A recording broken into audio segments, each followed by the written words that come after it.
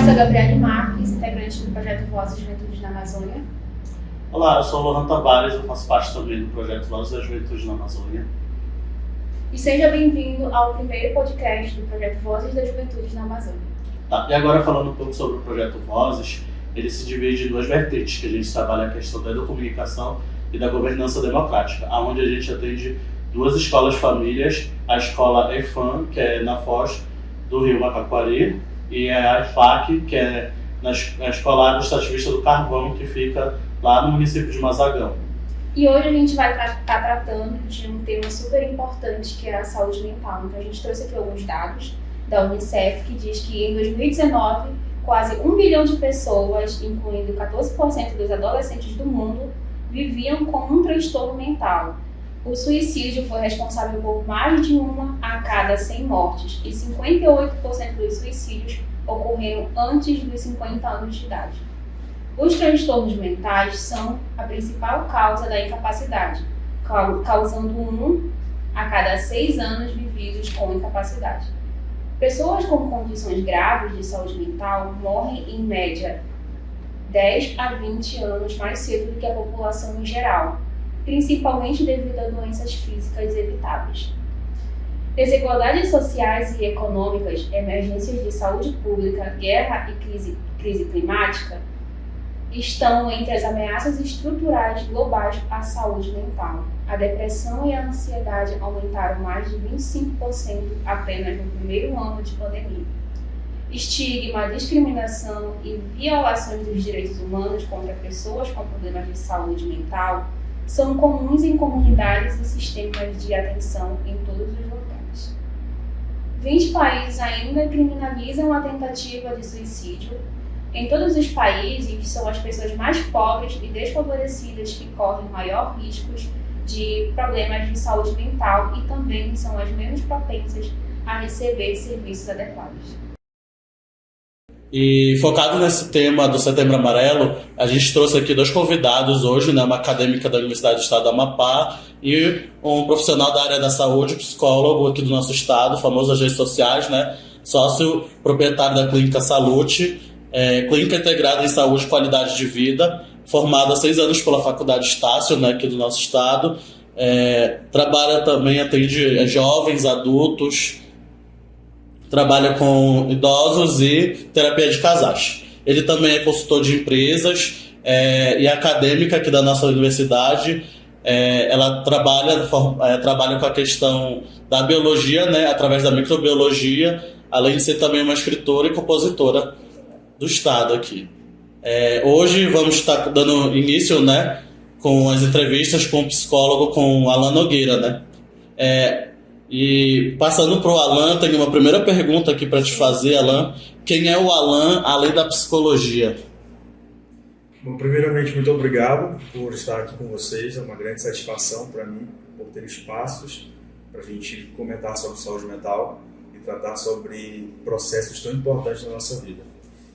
Em relação ao Alan pessoa, que maravilhoso a gente falar sobre isso.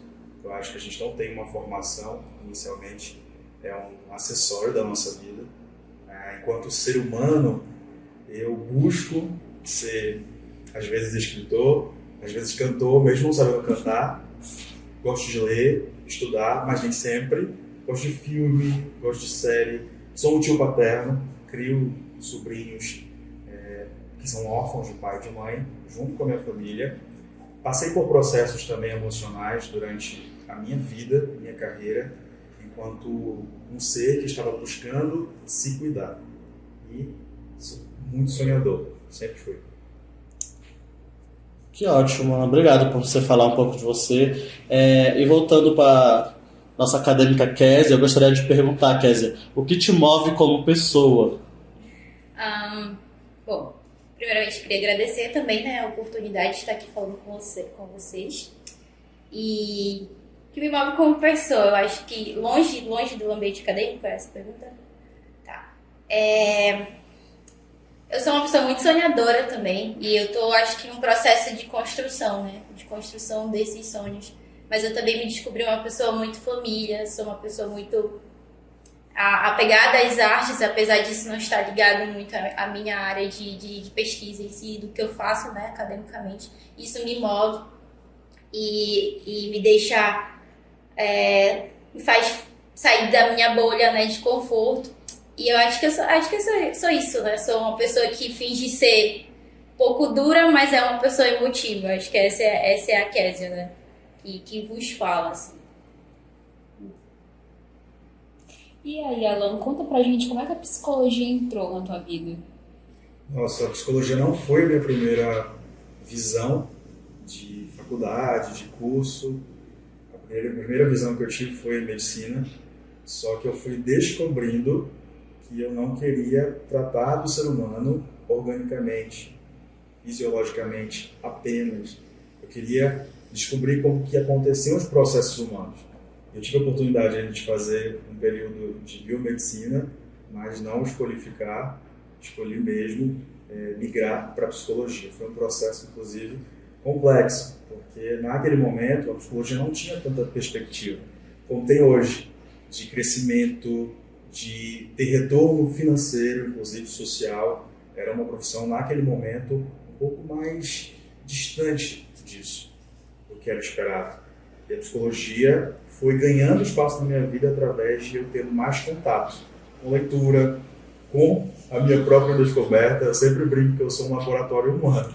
Então eu vou também me descobrindo a partir das minhas vivências. Que legal. E Késia, uma pergunta voltada para os dois, né, aqui. No caso, durante a graduação de vocês sentiram a necessidade do apoio psicológico, tanto quando você fez a questão da biomedicina e você agora na faculdade, cursando biologia, e na psicologia em si, tiveram essa necessidade de buscar esse apoio psicológico? Com certeza. Naquele momento do meu processo de decisão sobre o curso, eu precisava, mas eu não tinha acesso. Então era um momento em que eu não pude ter, mas eu achava que precisava. A minha irmã era psicóloga e ela tinha um trabalho, desenvolvia já, eu conhecia um pouquinho da psicologia. Não era nada muito grande e tal, mas eu sabia da minha necessidade. E na formação de psicologia, para que a gente tenha uma formação que realmente tenha um desenvolvimento significativo, a gente precisa de um tripé, que é fazer terapia, estudar, se atualizar e ter cursos de extensão, ter projetos de extensão. Então, não só por isso, mas emocionalmente também eu me sentia com a necessidade de entender um pouco mais sobre a minha humanidade. Acho que respondendo a pergunta, sim. A gente passa por muita coisa pesada também dentro da universidade, mas também muitas coisas boas, e você fica num ambiente totalmente nostálgico, né? De conquista, mas também de fracassos que você vai ter que lidar, de coisas que você vai ouvir, enfim. Então, isso mexe com o seu emocional, mexe com a sua saúde, né, mental. E falando assim, mais de mim, assim, eu precisei e preciso, né, já utilizei desse recurso que tem na universidade, mas não me adaptei, porque é uma questão de se adaptar também com a pessoa que está consultando você. Mas é muito necessário e a gente precisa sim, com certeza.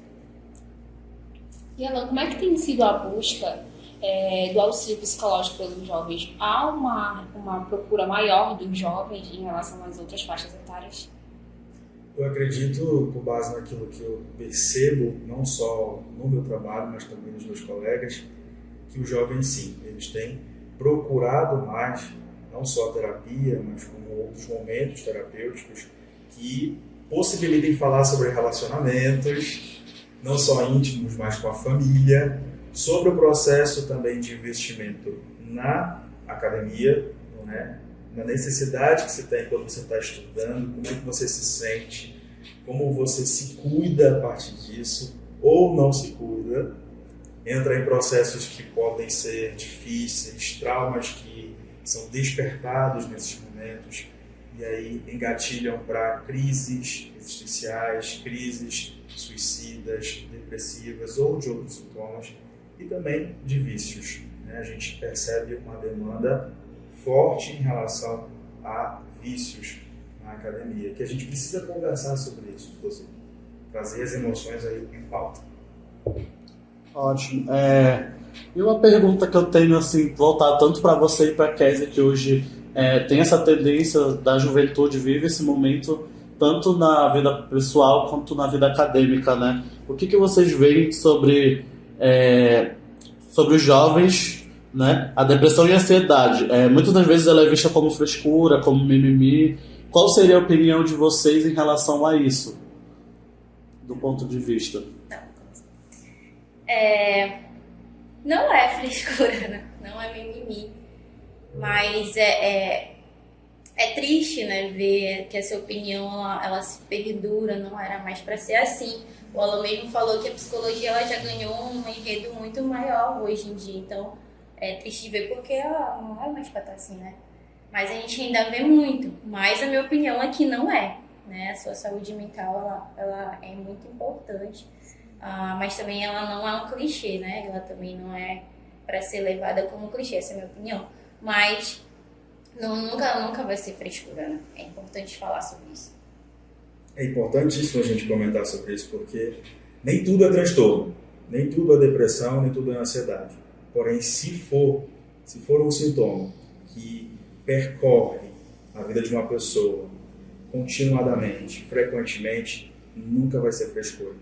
Nunca vai ser uma forma respeitosa de tratar a dor de alguém se a gente anular isso, se a gente não escutar a voz dessa pessoa, aquilo que ela sente, não apenas individualmente, não apenas pelo que a gente vê na aparência dela, mas na vulnerabilidade social em que ela vive, acadêmica ou emocional. A gente não sabe sobre isso. Então é preciso que a gente avalie, e essa avaliação não pode ser por um estigma ou por um rótulo. É muito importante a gente frisar isso, né? Que é algo interessante, é importante se falar muito mais do que a saúde física, e sim também da saúde mental, que ela importa também o nosso bem-estar. E falando um pouco sobre o bem-estar, tu achas, Kézia, que essa ideia que a gente está falando sobre depressão e ansiedade ser mimimi, tu acha que circula aqui por dentro da universidade? Se sim, qual é a postura que os professores tomam com relação? Eu não costumo ouvir muito dentro da universidade em si, né? Mas eu costumo ouvir dos acadêmicos em relação às suas famílias, né? Delas acharem isso ainda. E sim, isso eu falo em relação aos acadêmicos. Mas em relação aos professores, nós temos sim professores que... Tem professores que têm uma formação mais antiga, que ainda estão vivendo isso, que não tiveram uma formação como nós temos hoje, baseado na psicologia da educação, dentre outros, né, que tem cursos agora, porque é primordial, visto que é primordial. Mas não vejo que eles tratam como frescura, os professores, nem os acadêmicos. Eu vejo que às vezes pode parecer descaso, né? Não sei, eles não se tornam a dizer assim, é frescura, mas por eles já terem passado também por esse ambiente de universidade, eles eu já lidei com isso, tu vai lidar também, só que eles esquecem que são pessoas e pessoas e é outros tempos também, né? É outras realidades. Então tem nesse sentido, tem essa dureza mais no sentido de como eles lidam pensando que a gente vai lidar da mesma forma. Importante também o professor colocar, né, Isso. um pouco ali no papel de aluno, porque ele também já foi um aluno. Exatamente. E em relação a esse ponto, né? Porque uma das grandes problemáticas hoje do acadêmico é a pressão que ele coloca em cima de si próprio. Como vocês pensam sobre isso? Como eles deviam se portar em relação a isso? Nossa, é uma questão assim que a gente tem que enfatizar todos os dias. A vida é um processo, não é? Para a gente construir algo, mesmo que seja concreto para a nossa vida, é necessário que a gente passe por uma vivência. Então, a gente não tem apenas uma linha reta diante de qualquer situação. É preciso que a gente entenda um pouco mais sobre a vida individual dessa pessoa, a vida social que ela possui e, se não possui, apoiar isto, né? Para que a gente não comprometa aquilo que ela não está conseguindo, para que a gente não desrespeite processo individual que ela pode ter, independente de sintomas ou de diagnósticos mentais. É preciso que a gente ampare os sentimentos, as emoções, e isso só pode ser possível se a gente conhecer mais sobre as nossas próprias condições emocionais. Nem todo dia a gente acorda motivado, nem todo dia a gente acorda com a produtividade em alta. Como que a gente vai buscar essas possibilidades? Quais as alternativas que são possíveis para mim e não são possíveis para vocês? A gente precisa falar sobre isso, porque realmente a forma como a gente vê o mundo é diferente, a nossa história de vida é diferente. Por conta disso, os nossos resultados não precisam ser os mesmos. A nossa régua não precisa ser única. A gente precisa observar isso. Acho que essa cobrança é muito disso que o Alan falou, né? A gente se compara demais com o processo do outro.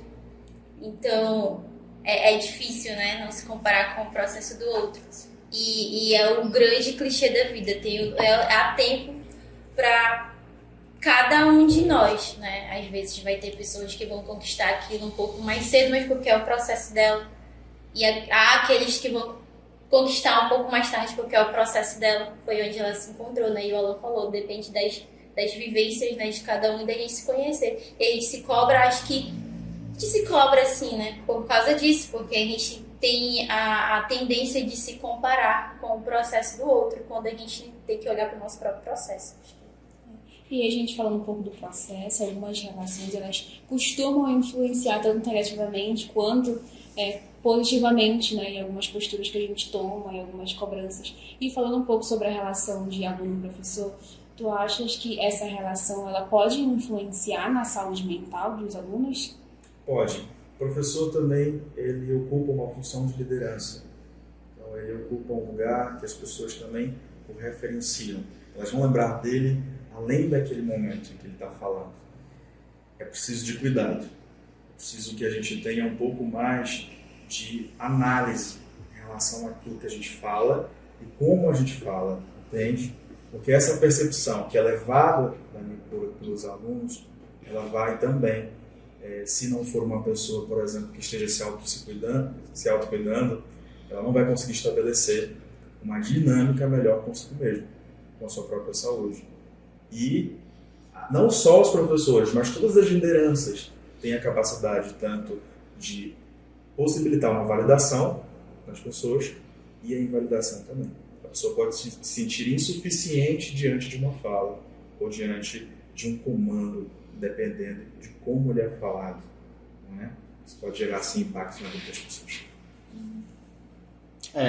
Voltado sobre justamente isso, a gente fez algumas pesquisas, né, realizadas nos últimos anos e elas apontam que o adoecimento da comunidade escolar ela é um dos principais problemas a serem enfrentados por uma escola, porque uma das mais recentes é o futuro da docência, né? A pesquisa realizada pela ONG Conectando Saberes, e ela divulga que em fevereiro deste ano mostrou que mais de 75% dos profissionais da rede pública, né, e privada do Brasil, eles acreditam que a questão psicológica são um dos principais fatores que fazem os professores desistirem da sua carreira, da sua vida profissional, né?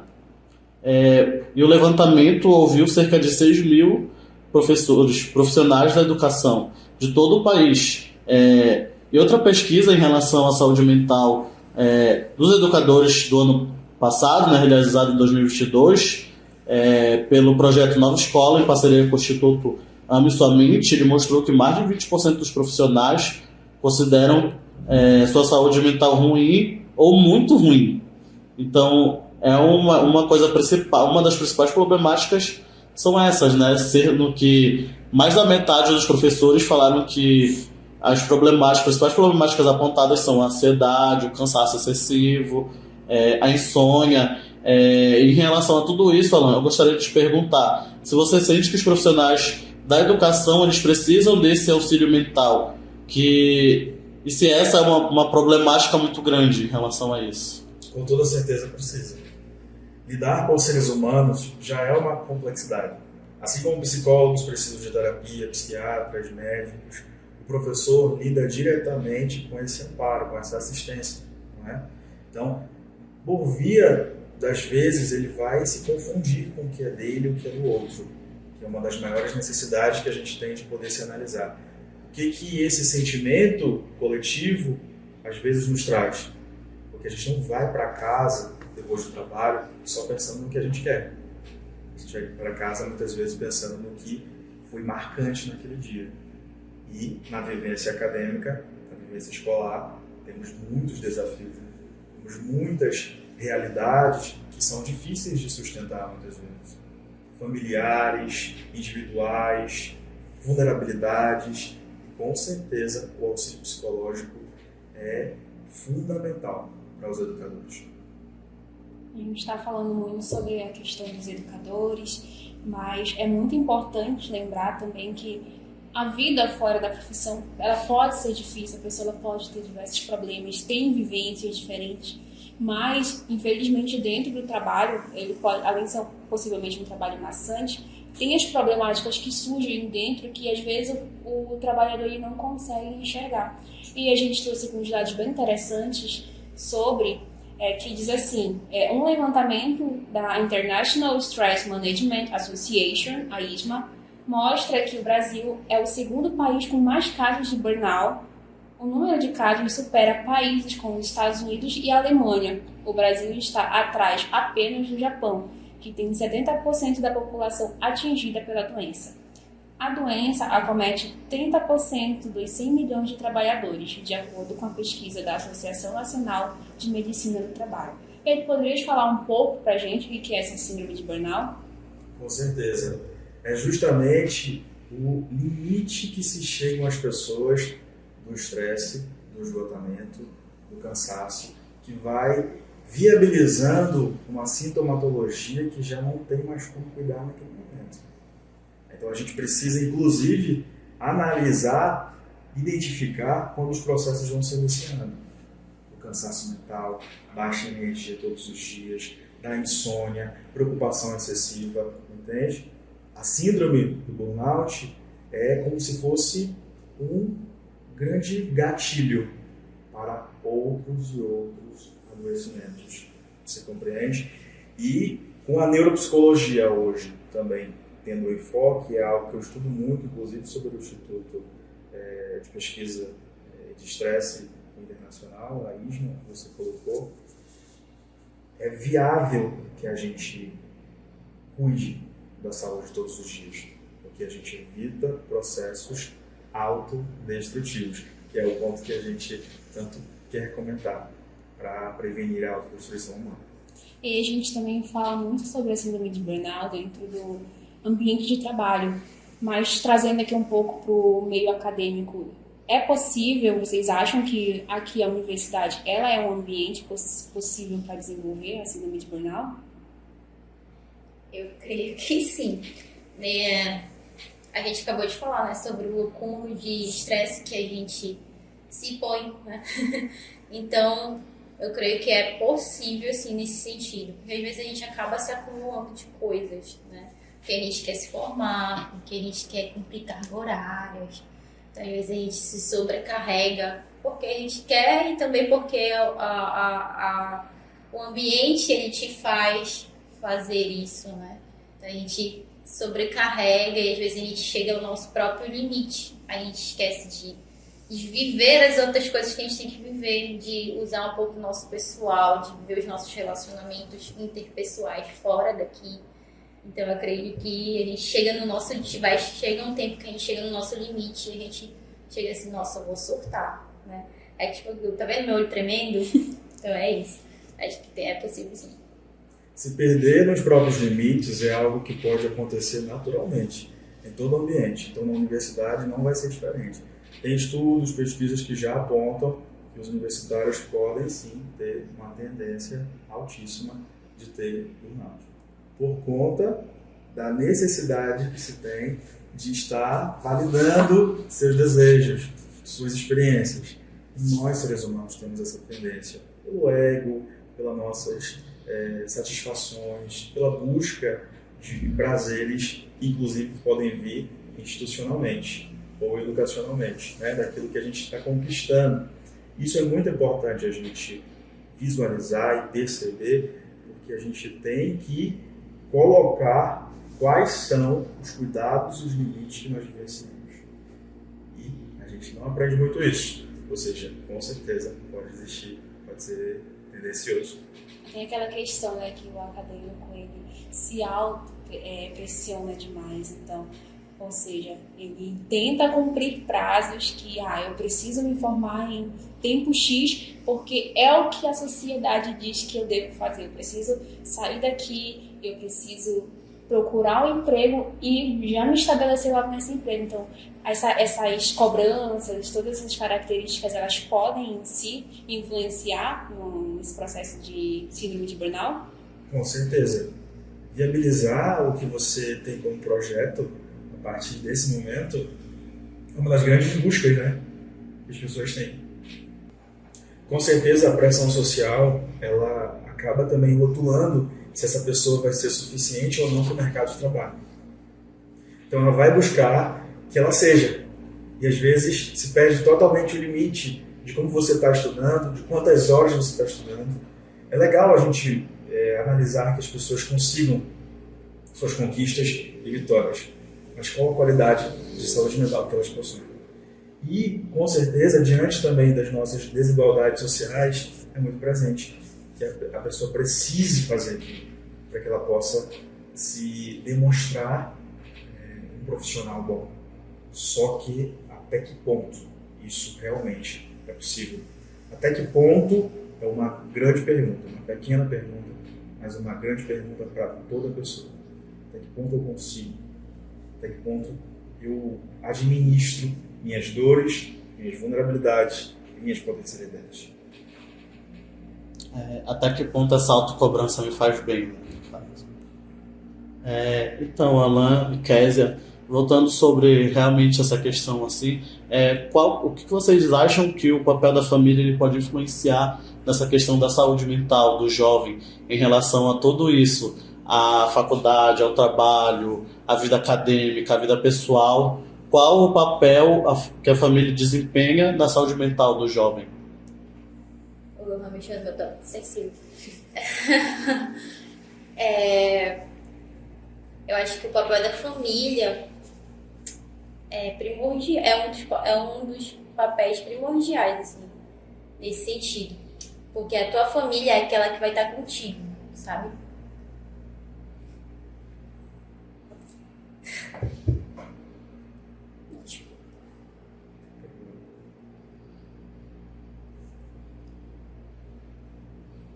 Tá. A família, ela é aquela que tá contigo, e quando você não tem isso perto de você, eu acho que se torna um pouco mais difícil ainda. Mas é primordial no sentido de quando eles te entendem também, sabe? É muito bom quando eles te entendem. Quando eles sabem por aquilo que você passa, né? E eu acho que, pra mim, como acadêmica, o papel da minha família na minha vida, como acadêmica, é o primordial. E se eu pudesse ter eles perto de mim, seria muito melhor. Eu acho que eu conseguiria passar por coisas que eu passo com mais estabilidade emocional. Eu nem imagino como seja para você estar distante fisicamente e tendo que estar mais presente emocionalmente com a sua família. Em relação a esse aspecto, a família sempre será uma possível rede de apoio. Infelizmente, nem todas as pessoas têm isso. Essa legitimização da família, o amparo da família. Nícia da Silveira, que é uma grande psiquiatra brasileira e que foi a primeira psiquiatra do nosso país, disse que a cura de qualquer transtorno ou sintoma sempre vem do afeto. Mas e quando não se tem afeto? Muitas vezes há uma família também, mas ela não provoca afeto. Como esperamos. As pessoas têm linguagens de afeto diferentes. Então, às vezes nem sempre as gente vai receber aquilo que a gente gostaria. É importante que a gente, inclusive, pense que a gente pode doar aquilo também que a gente quer receber. Às vezes, só através de uma busca de si, para que os ciclos difíceis das nossas famílias não sejam repetidos pela gente, é o que pode quebrar esses ciclos. Uma família, com certeza, sempre será importante. Inclusive, a família são as pessoas que tendem a conviver, né, mais com as pessoas.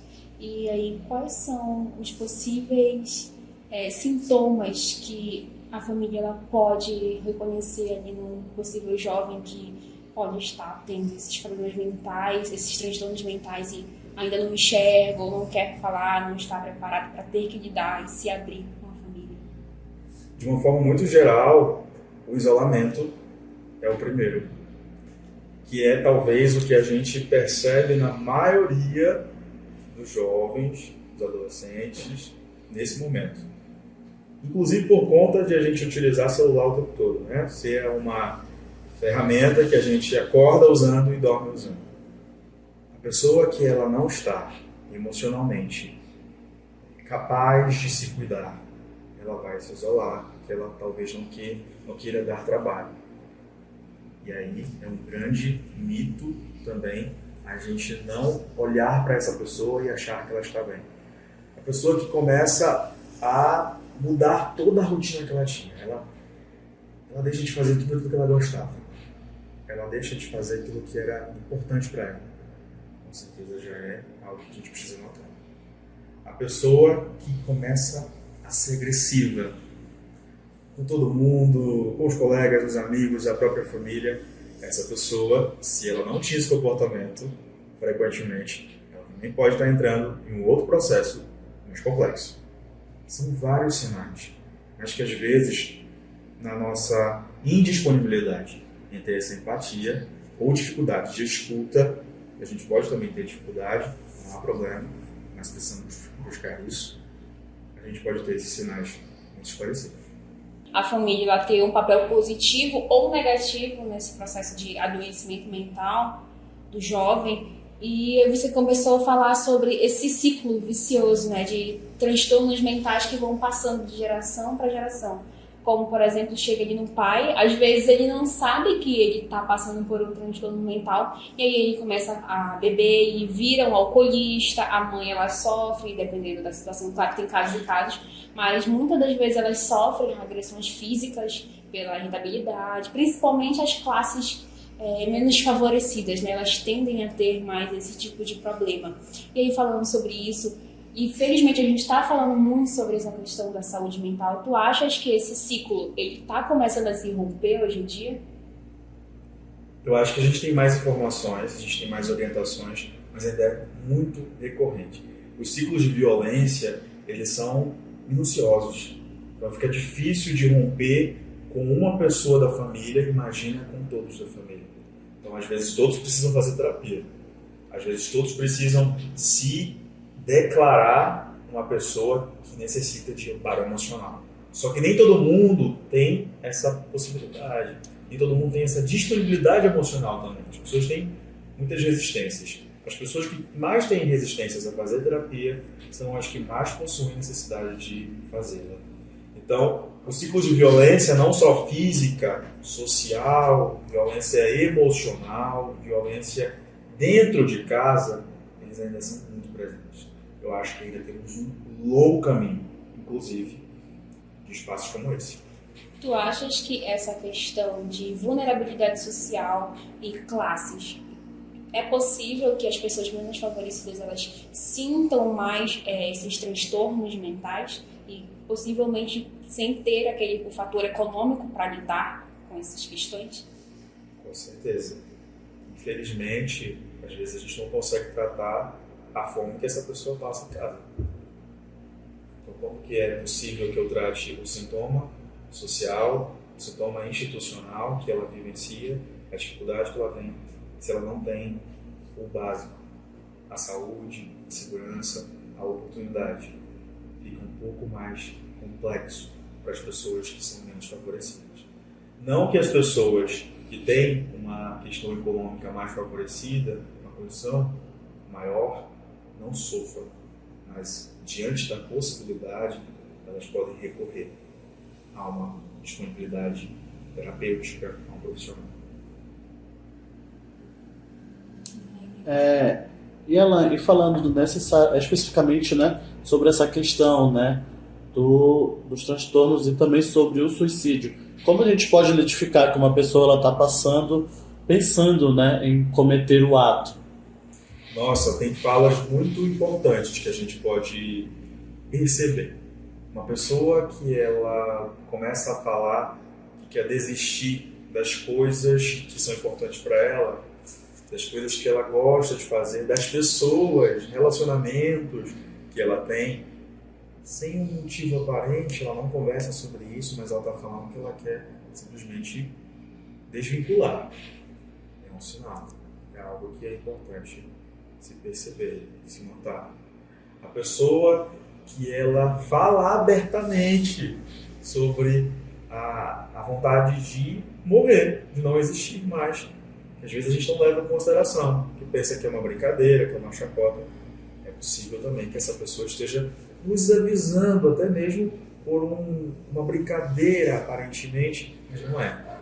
É importante que a gente também ouça isso.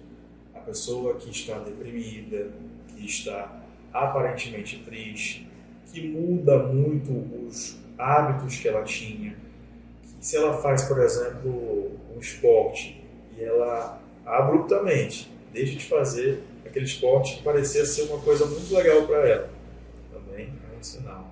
Se ela era uma pessoa estudiosa, uma pessoa que estava muito ali tentando conquistar seus resultados, e ela parece não se importar mais com isso.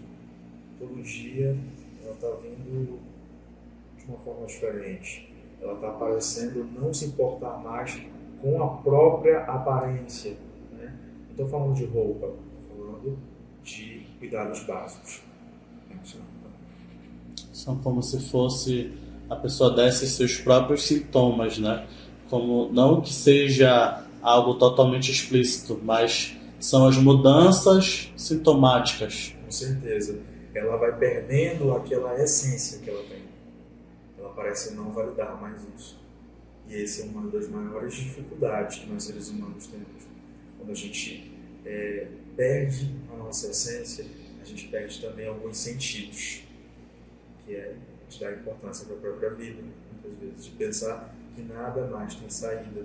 E o suicídio em si, se a gente for enfatizá-lo, ele é a vontade de destruir o sofrimento e não a vida.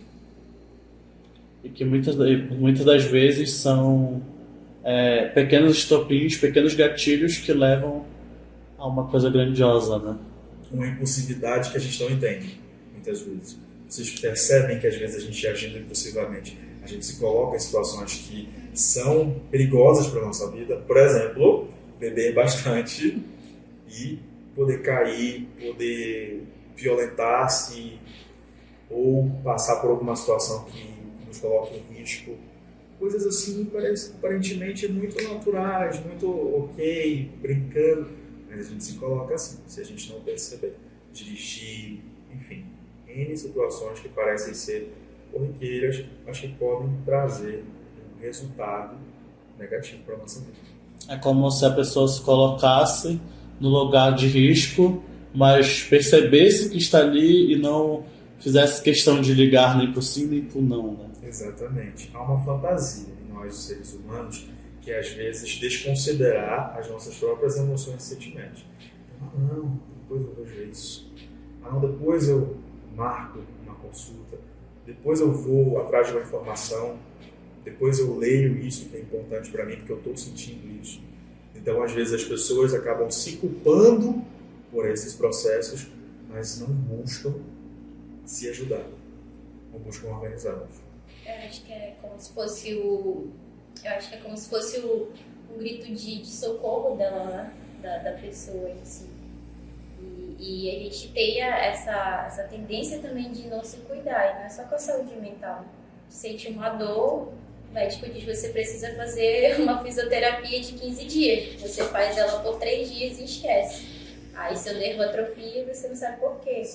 Então é a mesma coisa, eu acho, na saúde mental, né? Você precisa disso, aí você vai uma sessão e falta as outras. E isso é autocrítica. Autocrítica aqui também.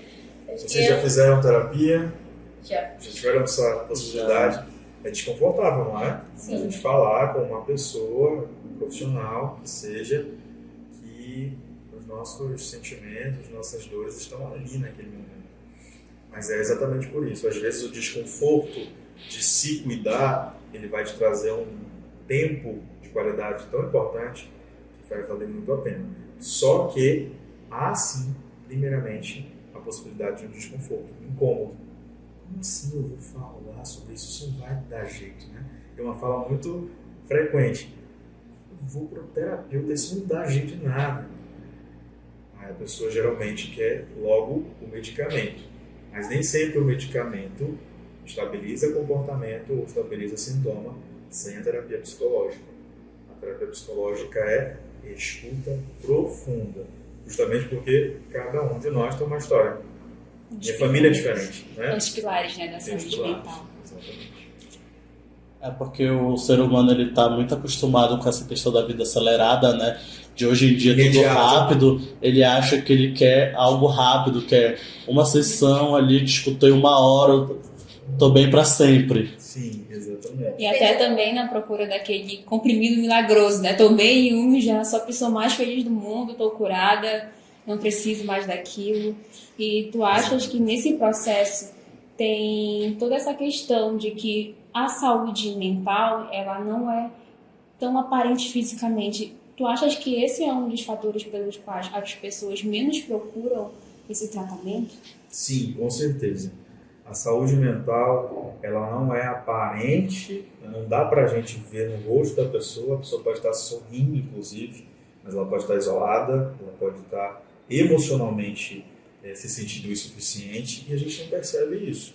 A gente vai ter que perceber de uma forma mais aguçada, a gente vai ter que investigar um pouco ali, se a gente se importa com aquela pessoa e a gente está percebendo que ela está desse jeito.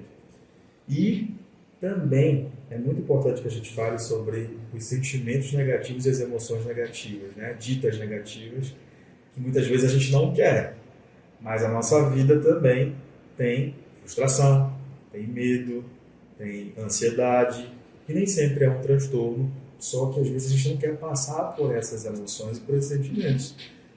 No entanto, eles são extremamente importantes para a nossa vida, porque eles também nos trazem ensinamentos e aprendizados que não estão na nossa satisfação, não estão na nossa compulsão por algo, sabe?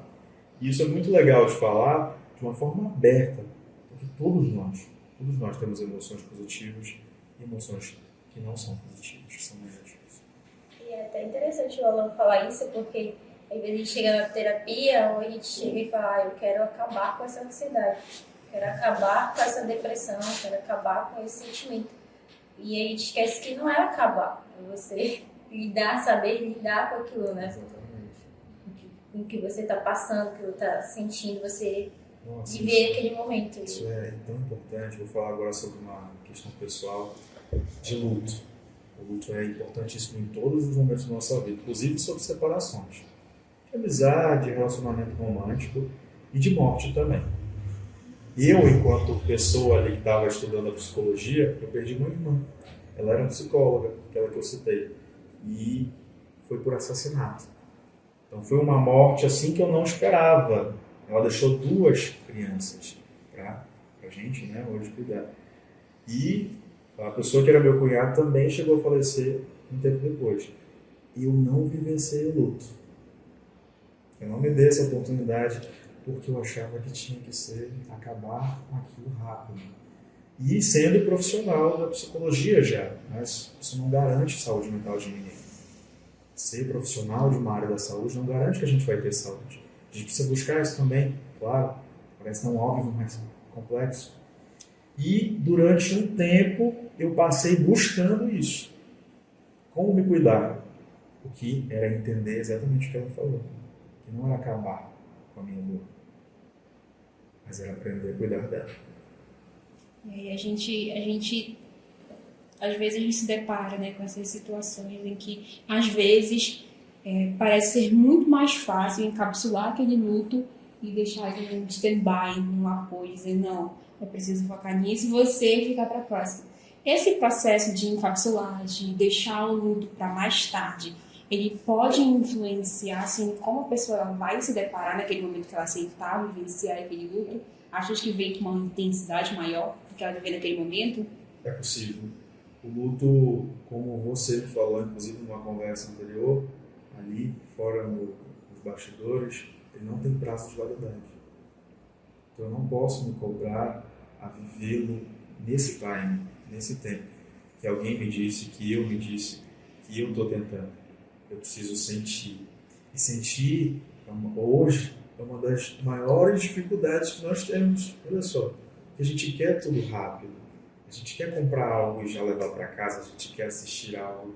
Não é? A gente não espera mais por nada. A gente tem que esperar. A gente tem que aprender a esperar. E isso, para mim também, é um autocuidado. Eu aprender que a gente precisa passar, às vezes, por estações, assim como a natureza, que não são tão confortáveis, mas que me trazem uma possibilidade de um significado diferente daquilo que eu estou acostumado. Isso também é importante. É muito interessante essa tua analogia sobre as estações e a gente precisa viver, né, todas as etapas, todas as fases. Mas a partir do momento em que aquele momento triste ele dura mais do que o inverno, é preciso procurar ajuda, é preciso procurar ali um tratamento, um apoio. Exatamente. O que está acontecendo, né? Que não é só fora de mim, é dentro de mim. Não é? Esses sentimentos, eles muitas vezes foram desmerecidos. Ainda há pouco a gente comentou, inclusive, sobre isso. A taxa de suicídio entre homens é muito alta, por exemplo. Se a gente fosse questionar isso, a gente vai lá para as bases do machismo, as bases patriarcais, não é? Que os homens eram silenciados. Você tem que trabalhar, você tem que sustentar, você tem que ser provedor, não é? Então você não pode demonstrar vulnerabilidade. Só que o homem também possui vulnerabilidade.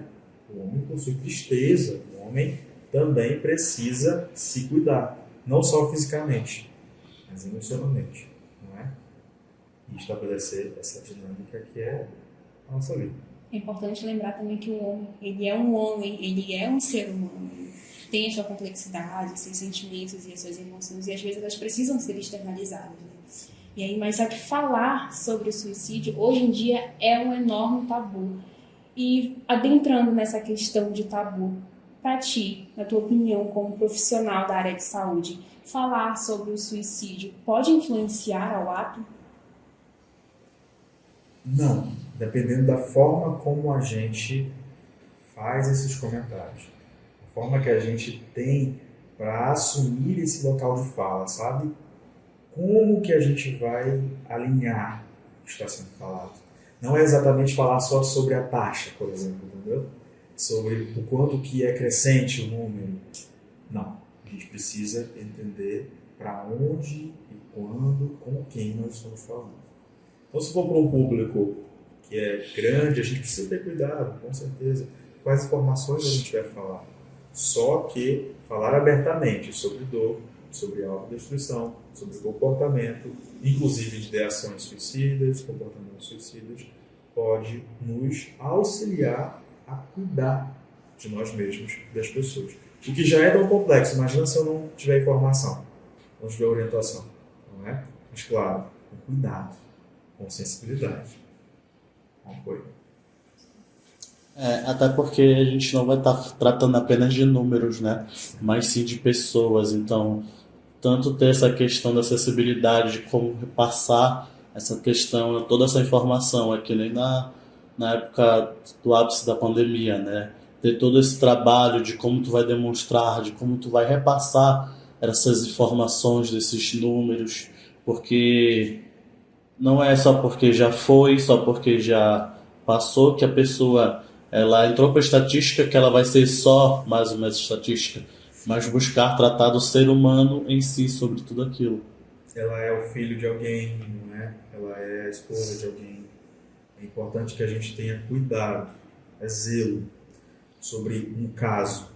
Ele não é só um caso que a pessoa cometeu algo. Foi alguém que tem uma família, foi alguém que tem uma história de vida, e por isso a gente precisa humanizar esse contexto. Certo? Os dados, eles são a nível de quantitativo, né? Mas é muito mais do que o dado. São números, eram vidas, né? Então, são pessoas, como a gente falou, é filho de alguém, parente de alguém, então é realmente um processo cirúrgico. É um assunto delicado, de que dependendo da forma que a gente fala, ela pode fazer mal para nós mesmos, né? Com certeza. São multifatores. Não dá para a gente falar só sobre uma instituição, sobre um lugar ou sobre uma família, por exemplo.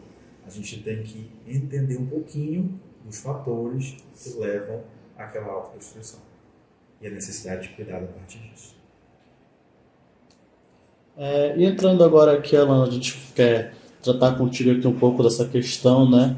De algumas perguntas que a gente elaborou aqui sobre verdades, mitos, sobre essa questão, o que realmente a gente pode estar tratando sobre isso como algo real, algo que realmente vai fazer diferença ali. Como a gente comentou, né? As pessoas que elas falam sobre o suicídio, elas realmente têm essa intenção de cometê-lo? Pode, com certeza. Geralmente, há muitos anos, né, as pessoas consideravam que não, mas os estudos apontam que as pessoas que estão comentando que elas vão se autodestruir, que elas vão desistir da própria vida ou cometer algo perigoso com a própria vida, elas podem cometer. E agora a gente vai entrar aqui numa sessão de mitos e verdades sobre o suicídio. Então, Alan, a primeira é assim, as pessoas que elas falam sobre suicídio, elas realmente têm a intenção de cometer? Verdade. Com certeza as pessoas que estão comentando sobre a própria destruição, elas têm a tendência de estar avisando sobre aquilo. As pessoas que avisam também podem cometer o ato de suicídio. A outra é, somente pessoas com transtornos mentais cometem suicídio? Mito total.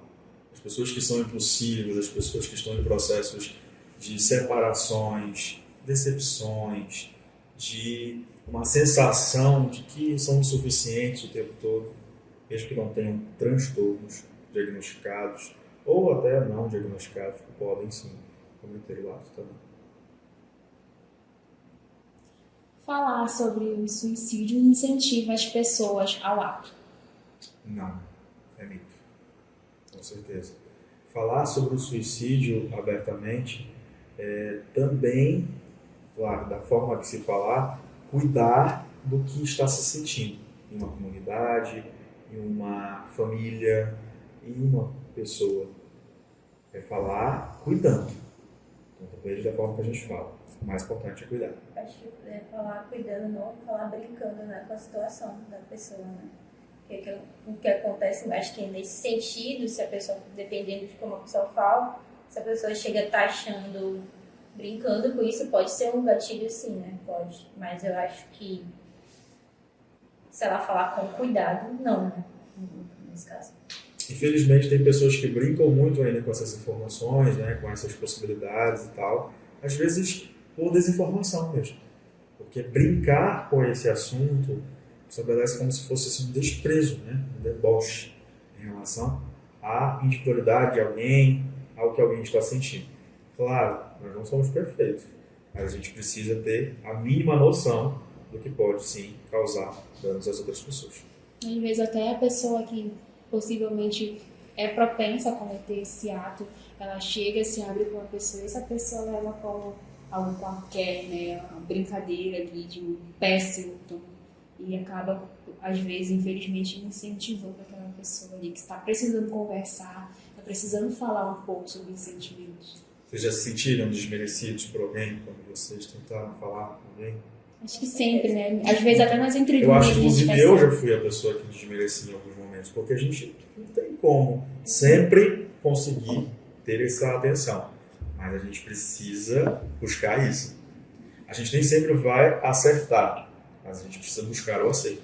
Então, esse caminho já nos possibilita uma outra visão. Do que eu achar normal eu ficar brincando com a dor do outro.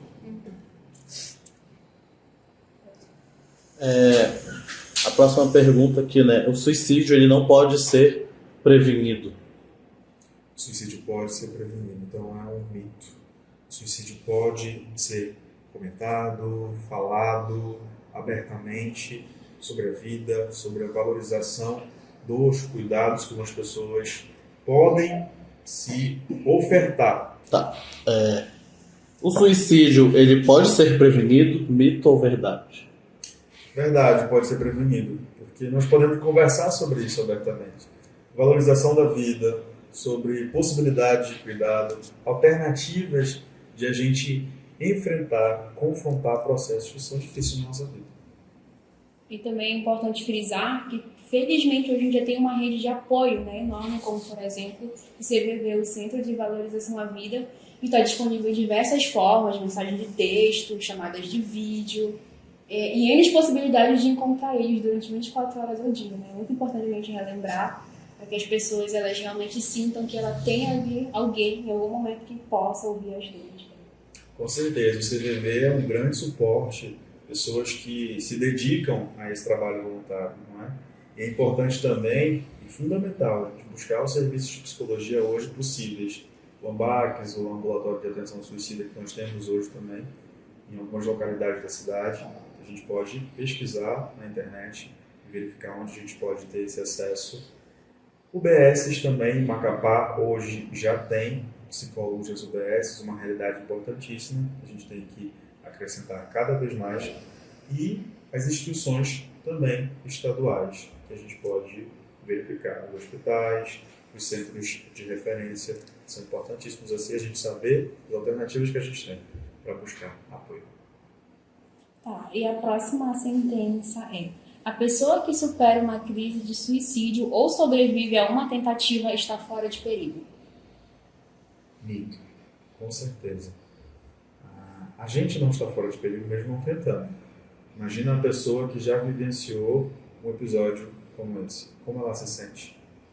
Em risco. Muitas vezes vulnerável a uma situação que, para as outras pessoas, pode ser um fator muito natural. Mas para essa pessoa pode ser maior. Pode ter um abalo maior diante de alguma ocorrência na vida. Né? A gente tem muitos momentos complexos na vida, inclusive de perdas. Perdas não só de pessoas, perdas de situações, de processos. Então, com certeza, é um grande mito. A pessoa pode sim vir a ter uma outra possibilidade de pensar, se comportar em relação à autodestruição. Quem comete suicídio, ele quer se livrar da dor, pois não consegue encontrar outra saída? Verdade. A pessoa que comete o suicídio, ela está em busca de um amparo de si mesma, muitas vezes. E é muito interessante falar sobre isso, agora num sentido muito simbólico, que a gente morre muitas vezes em vida. Que a gente fecha ciclos, a gente fecha portas, a gente fecha memórias. Mas a gente não precisa matar a vida para isso. Só que quando a pessoa comete o suicídio, ela queria matar a dor. Ela queria matar a sensação de sofrimento. O sofrimento é uma possibilidade também de a gente sentir, de a gente investigar, se escutar, buscar respostas diante do que a gente está passando. Mas a gente precisa, inclusive, de força para isso, né? Quando a pessoa está sem força, que a rede de apoio, pessoas podem também ofertar, ela se sente sem saída. É muito importante que a gente dê assim, uma fala, muitas vezes, mesmo que pareça muito clichê, mas é importante. A próxima é: a pessoa pode tentar suicídio mesmo tendo uma condição financeira tecnicamente boa? Com certeza. O dinheiro não é a garantia de saúde mental e muito mesmo de felicidade.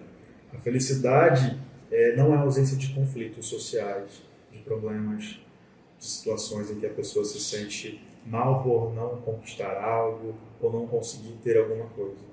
Então, mesmo que ela seja uma pessoa rica, ela pode ter depressão, ela pode ter ansiedade, ela pode tentar o suicídio porque o dinheiro não ampara a alma. O dinheiro ampara coisas. Progresso, sim, é super importante. Mas a forma, inclusive, como lidamos com o dinheiro depende das nossas emoções e dos nossos sentimentos. Por isso é crucial a gente falar sobre isso.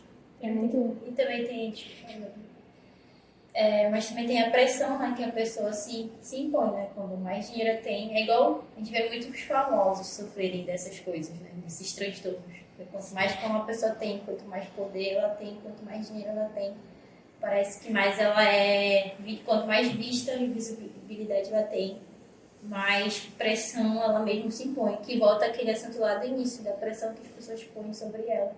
Então, eu acho que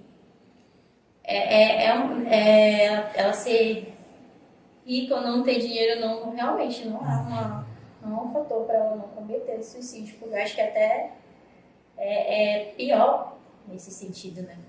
A gente pode lembrar dos casos que estão acontecendo assim, há pouco tempo. O Wesley Safadão, que comentou sobre, há um pouco mais de tempo, o Whindersson Nunes e a Bruna Marquezine, que falaram abertamente sobre seus processos de ideação suicida, depressivos. Então, o sucesso ele é uma forma muito subjetiva, não é? De a gente compreender.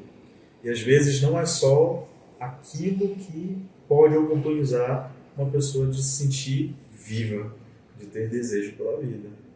A gente precisa, sim, ter cuidado, sempre. Também a gente olhar com cuidado, né? Às vezes nós mesmos, como fãs dessas pessoas, a gente acaba impulsionando coisas a elas, perfeição a elas que elas não têm. Elas são pessoas também. Elas têm sucesso, elas têm tudo que a gente não tem, mas elas são pessoas também, né? Elas têm sentimentos, elas não têm emoções, elas não são robôs que a gente segue no Instagram, a gente se Exatamente, elas se sentem mal, né? Elas se sentem cansadas, elas se sentem em busca de algo, não é? Validação também, então se a gente critica demais, né, um momento da vida de alguém, a pessoa mesmo tendo muito dinheiro, mesmo tendo muito sucesso, ela pode sentir aquilo de uma forma muito vulnerável. Isso não é prerrogativo. Tem aquele clichê, né? Que, nem tudo são flores. Mas a gente tem que se deparar com os espinhos, sim. Mas quando esses espinhos eles são atos pertinentes, que estão ali sempre e sempre, é algo que requer cuidado, né? Que precisa de atenção. Sempre. Os espinhos fazem parte dos processos, mas eles não precisam ser o processo. E aí a gente falando um pouco, né, sobre esse processo, e aí que estratégias o jovem ele poderia adotar para ajudar um amigo, um familiar ou qualquer pessoa que busca tratamento psicológico? Aí a gente vai falar de empatia, que não é a gente se colocar no lugar do outro, é a gente compreender o lugar do outro. Se a pessoa está passando por uma situação e eu estou percebendo isso, ou ela não demonstra estar mais coerente com aquilo que ela apresentava, com os hábitos que ela tinha, eu preciso, primeiramente, ter uma postura de escuta. Não julgar aquilo que ela está vivenciando, mas escutar os motivos que ela tem de estar passando por aquela situação. Mesmo que seja a situação mais assim, difícil de a gente entender, mas é necessário. É necessário que a gente se distraia dos julgamentos. Até porque os nossos julgamentos também são confissões. São com base nas nossas experiências e não a da outra pessoa. Esse cuidado é fundamental e sempre será. E é um processo, não é? A empatia, ela não é só cognitiva. Ela precisa ser emocional. Não é só o querer ter empatia que eu tenho. Eu preciso estabelecer realmente um interesse por aquela história, por aquela situação. Não basta só eu dizer, fala aí sobre o que tu está vivendo. Porque pode não ser bom. É importante também frisar que, às vezes, a própria pessoa que tem algum transtorno mental, ela não se percebe, ela não se sente, ela já está ali tão imerso que ela não se percebe. E aí entra, né, o papel das pessoas que estão na rede de apoio, ao redor, em realmente perceber que essa pessoa ela precisa de apoio, ela precisa de tratamento, ela precisa de um profissional para guiar, para amenizar esse sofrimento e esse processo, nesse tratamento de cura. Às vezes é extremamente complexo, né, para uma pessoa aceitar que ela está passando por algo. Seja depressão, seja um comportamento que ela está frequentemente tendo, é muito difícil muitas vezes. E as outras pessoas vão ter que ser, às vezes, os ouvintes e os anunciantes. Né? Assim, meu jovem, eu gosto muito de você, mas você está precisando, sim, né, de cuidado além do que você está se oportunizando. Não é? A terapia não é só um caminho romântico, a gente sabe disso. A terapia também vai lidar com rompimentos, com afastamentos, com necessidade de a gente passar por alguns processos que a gente não está familiarizado. Mas isso também é de suma importância. Que é principalmente o processo de aceitação, né? Esse processo de aceitação que é perduroso, é mais doloroso, tanto como o processo de aceitação quanto de superação e todo esse decorrer, né? Que é algo que não é muito fácil a pessoa sentir isso. Nunca será.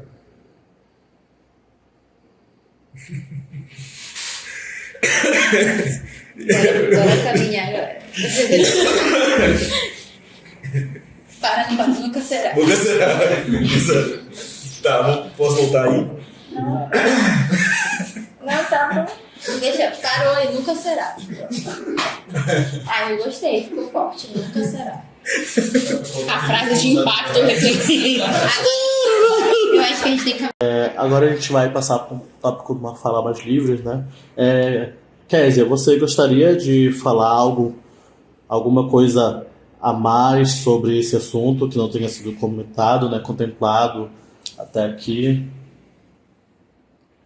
Acho que já foi tudo muito bem explanado e comentado, mas eu queria deixar um adendo, já que a gente está falando sobre os acadêmicos, sobre a juventude acadêmica, né? E eu estou aqui para representá-los. Da gente parar um pouco de se cobrar, né? Acho que é um tópico de se cobrar demais e da gente se cuidar também, né? É importante da gente olhar para nós e todos nós precisamos. Tudo que eu ouvi aqui me fez pensar que nós estamos precisando muito desse cuidado por nós mesmos, né? E também de olhar para o outro com mais empatia, mas eu gosto muito da palavra resiliência também, com resiliência. E de ser um pouco mais sensível aos afetos, né? A esse afeto um pelo outro. Porque a gente não está aqui só pela competitividade, a gente não está aqui pela competitividade, ninguém aqui é melhor que o outro. E eu acho que a história de um não é maior e nem pior do que o outro. Eu acho que a gente pode se olhar melhor como acadêmicos, assim, né? Porque a gente tá aqui para se apoiar também, da gente ser essa rede de apoio de nós mesmos também, né? Acho que eu tenho para deixar. Assim. Eu acho importante deixar, a parte da fala da Kézia, que a gente sempre vai precisar significar o que é importante pessoalmente. Isso é importantíssimo.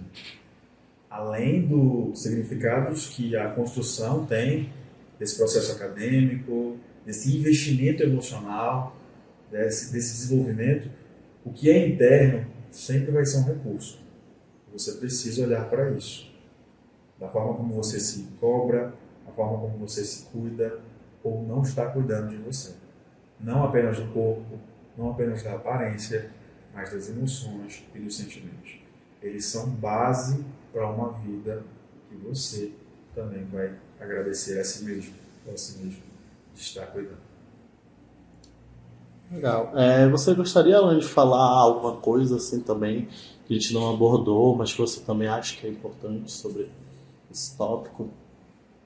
É importante que a gente observe como que a gente está se educando emocionalmente e como que a gente percebe o lugar que a gente está habitando, a comunidade que a gente está vivenciando essas etapas.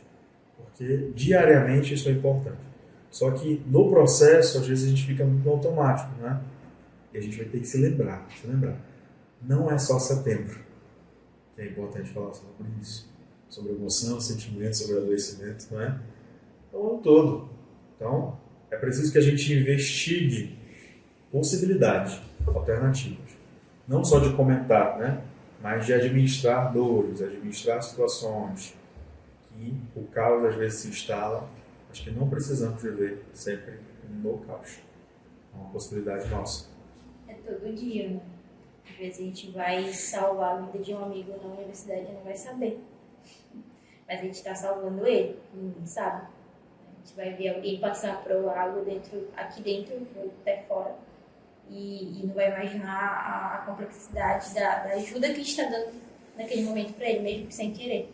Por isso que eu falei da necessidade da gente ser mais resiliente um pelo outro, de se cuidar mesmo. Então, Alan, a gente primeiramente gostaria de agradecer muito a tua participação aqui no nosso podcast e trazendo informações que realmente são significativas, né, principalmente nesse mês de Setembro Amarelo. E Kézia, muito obrigada. É muito importante também a gente ter aquela, né, que a voz do povo é a voz de Deus. Então, tu representando o meio acadêmico é legal porque a gente mostra também as dores, né, que os acadêmicos eles têm essas tendências a mascarar um pouco mais esses sentimentos.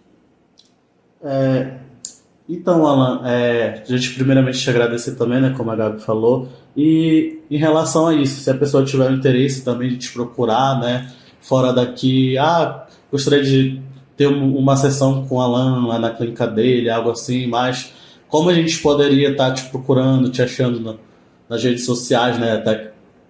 Então, a rede social é @psicólogo Alan Nogueira, e nós temos também na nossa clínica que trabalha com neurodesenvolvimento, né, comigo, que é @Clínica Saúde AT. Eu também agradeço a oportunidade, o espaço para mim multiplicar conhecimento estar nesses momentos com vocês. Ok. E também em relação a isso, vocês podem estar vendo esse podcast, né, também no canal do YouTube da Nutex, e também vocês podem estar seguindo também, né, a Nutex lá, que é o Núcleo de Desenvolvimento Territorial, né, daqui do estado. @Nutex, né? Vocês podem estar seguindo lá. E a gente agradece. Tá. E você também quer, se a pessoa tiver interesse também na sua área de pesquisa, ou então você é escritora, né, adquirir seu livro, como a gente pode estar te encontrando nas redes sociais? Bom, é o meu livro, que só tenho um por enquanto. Mas meu Instagram é aberto, é @Cavalcante, Kézia Cavalcante. E eu estou sempre aqui pela WhatsApp, né? Quem quiser falar comigo pode conversar, que eu sou aberta a conversas. E eu costumo divulgar muito a minha área de pesquisa também dentro do meu Instagram, só me seguir.